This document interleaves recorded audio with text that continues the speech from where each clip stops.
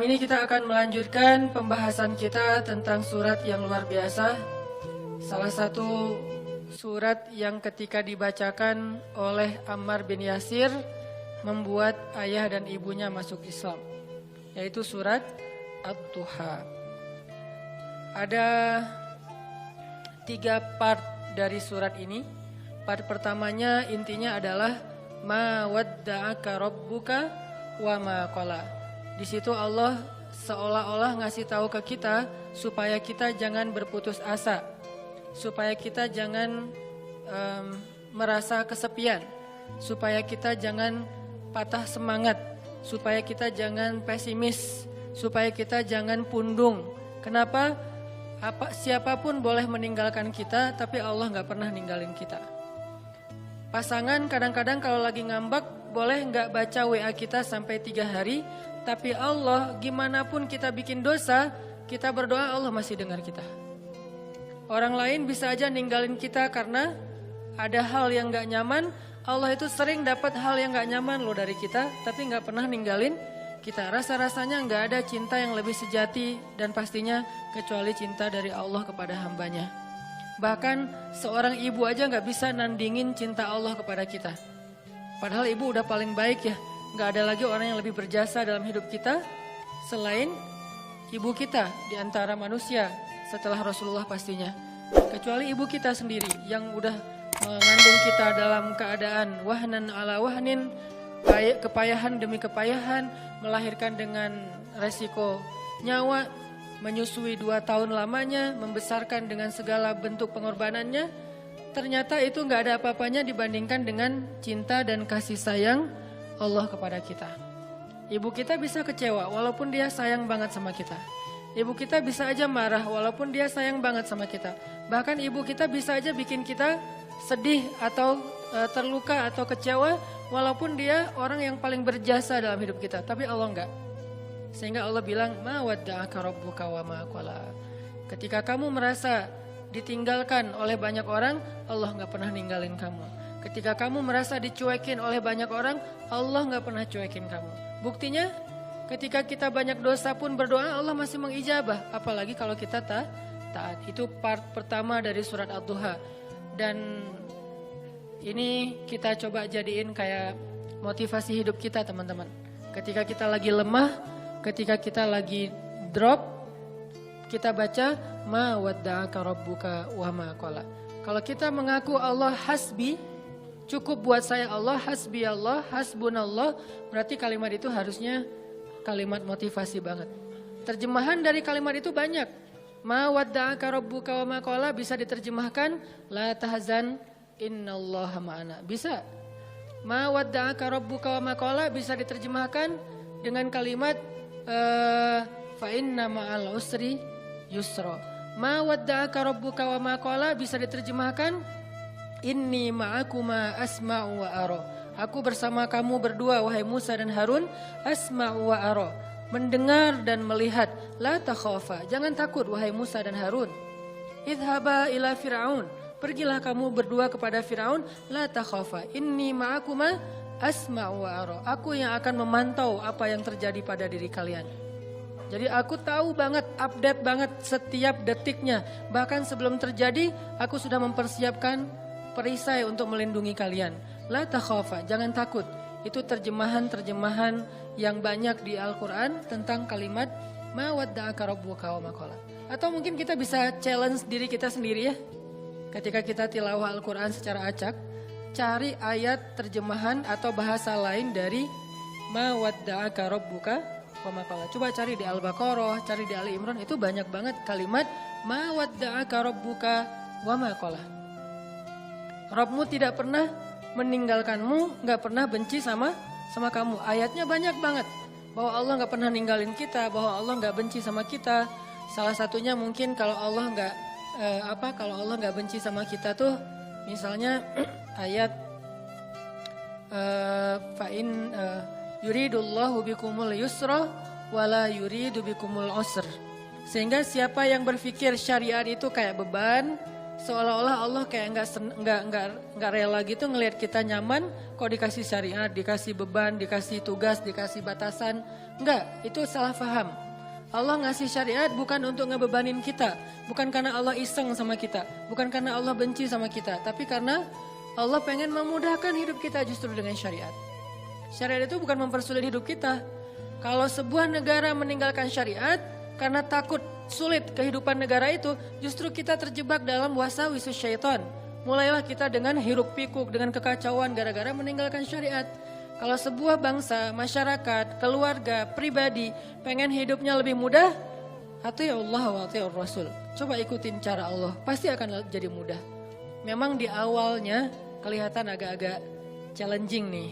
Tapi begitu kita jalanin, yusrun, mudah, semuanya mudah. Kemarin saya jalan sama istri ke Thailand. Kita jalan berdua ke Thailand, pengen main aja gitu. Jalan ke Thailand, kebenaran ada acara di Malaysia, terus mampir dulu ke Thailand. Sampai di Thailand kita ke Pattaya dulu nih. Saya karena senang dengan laut, saya cari yang lautnya masih aman. Kalau Phuket mungkin gitulah ya. Nah, cari yang Pattaya yang private beach, jadi nggak ngelihat yang gitu-gitu. Cie, sombong. Kalau terlihat kan nggak sengaja. Nah, pergilah ke Pattaya gitu ya, cari yang beach yang private gitu.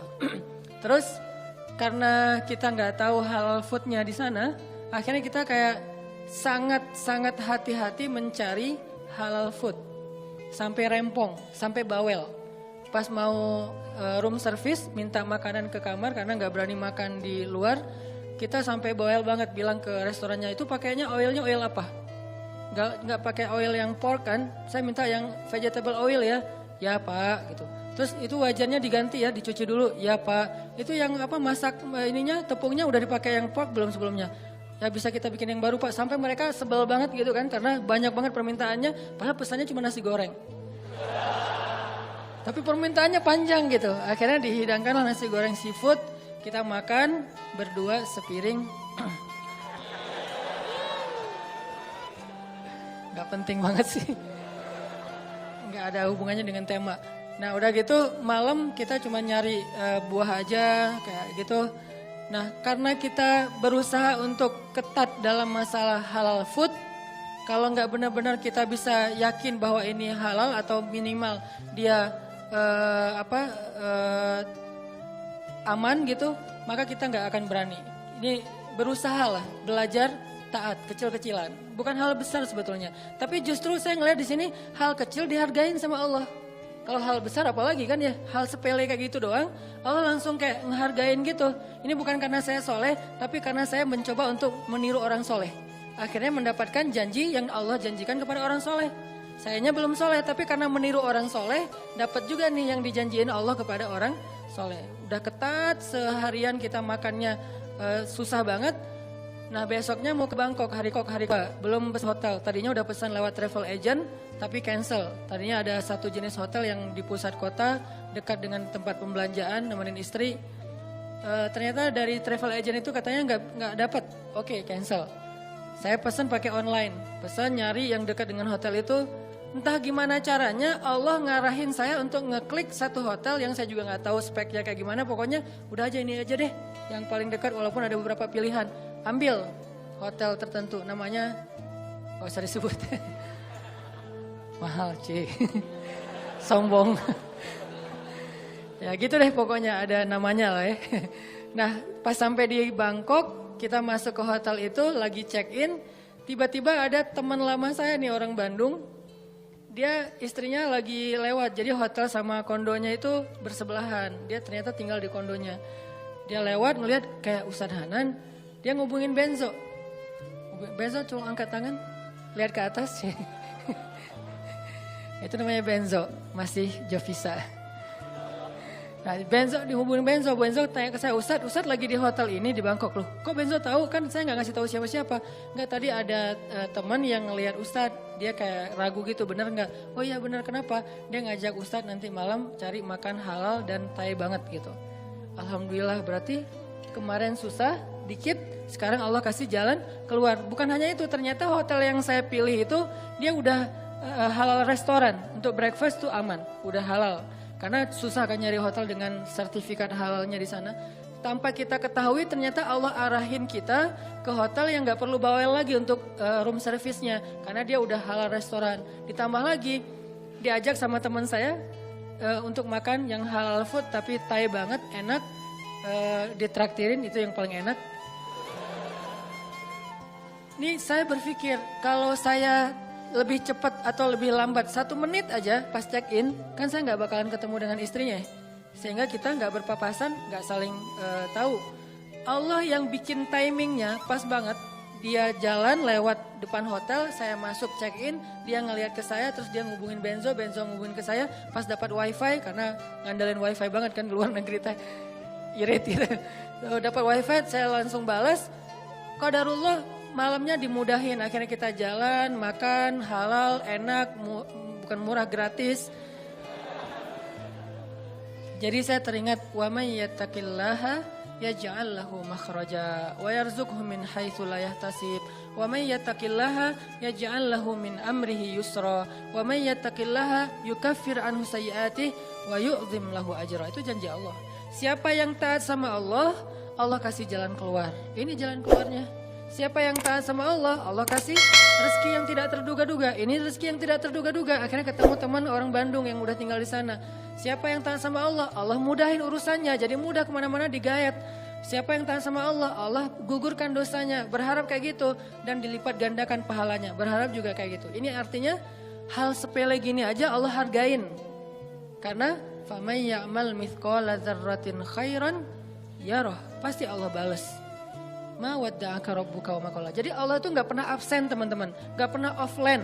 Gak pernah kelewat gitu. Aduh ada yang kelewat nih gak sempat di like. Kalau kita kan kalau terlalu banyak nge-following, akhirnya udah ketutup ya. Ketimpa sama yang baru posting gitu. Kadang-kadang karena saking banyaknya kita nge-following, pasangan sendiri gak pernah di like. Kenapa? Dia posting, ketimpa lagi. Kok kamu gak pernah nge-like postingan aku? Emang kamu posting? Kamu gitu banget ya sama aku? Akhirnya rame gitu kan ya. Padahal kita gak ngelihat, soalnya ketutup sama postingan yang baru-baru. Allah gak pernah gitu. Allah nge-following semua hambanya, bahkan lebih dekat daripada urat lehernya. Wa huwa ma'akum aina ma kuntum. Bersama dengan kalian, membersamai kalian dimanapun kalian berada. Tapi ketika kita post adegan-adegan kehidupan kita, gak pernah ada yang ketimpa dan kelewat sama Allah untuk di like, untuk di komen, untuk di repost. Bahkan Umar di repost oleh Allah di Al-Quran kata-katanya. Ini artinya Allah la ta'khudhuhu sinatun wala naum.